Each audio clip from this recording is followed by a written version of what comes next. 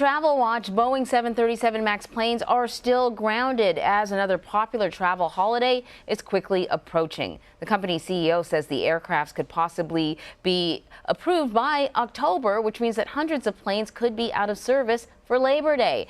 And as you consider traveling for the long weekend, we have a few things that we want you to keep in mind. So CBS News travel editor Peter Greenberg is joining me now. Very nice to see you, Peter, because you always got the good tips for travel.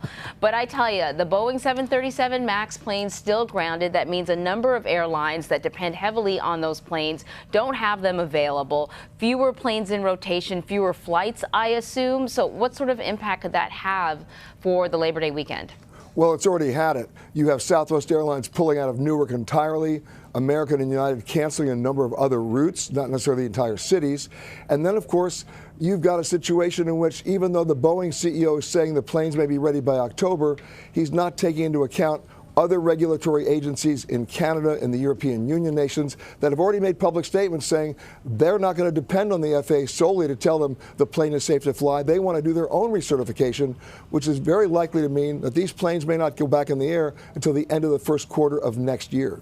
And I'm just curious, when an airline simply has fewer access to planes, of course it means that, maybe there'll be fewer routes, but does it also mean that they're sort of less nimble, that if a plane is out of commission because of, it needs to be fixed, or if there's a storm somewhere, that means that they can't just sort of pick up another plane and keep things going? Well, what the airlines have done, they've added 111,000 seats per day this summer just to handle the excess load of more people traveling. What they've also done, they've kept other planes in service longer, like the MD-88s or the MD-80s or older 757s, which may be equally airworthy, but the problem is they may not be flying in the direction you want them to fly. Translation meaning what you thought may have been a nonstop flight on a 737 MAX may now be a 2 or 3 hour connecting flight, or it may not operate every day. So a lot of people are finding that even though the airlines are rebooking them, they're not rebooking them in a very desirable way. All right, let's talk about Labor Day. Yeah.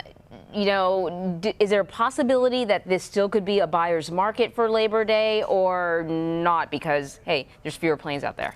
Well, it's not about the planes anymore. It's going to be a buyer's market throughout the rest of the year. In fact, it's been a buyer's market all this year because of the power of the U.S. dollar against foreign currencies, fewer foreign travelers coming to the United States, which means what would have been their return seats home become our outbound seats there. And gas prices haven't spiked appreciably. So it's going to be a buyer's market. You don't have to wait for Labor Day and the kids going back to school to get a deal. You can get a deal right now. Okay, and then before you go, I want to ask you about this. A recent lawsuit against the Marriott and Hilton hotel chains. It has to do with hidden fees that I guess they're being accused of sort of embedding in the bills. What do travelers need to know about this, and can you get any money back? Well, it's all about the dreaded resort fee. What the hotels are doing, or being accused of doing, is advertising in a deceptive way, just displaying fares or rates on page 1 of their website and then burying those resort fees on page 5. Whoever gets to page 5. And as a result, the Attorney General in Washington, D.C. has sued Marriott.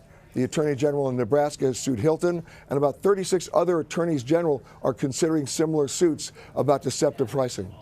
Very interesting. Read page 5. That's what I got out of this. Read 1 through 5. Peter, thank you very much. You got it, Emery.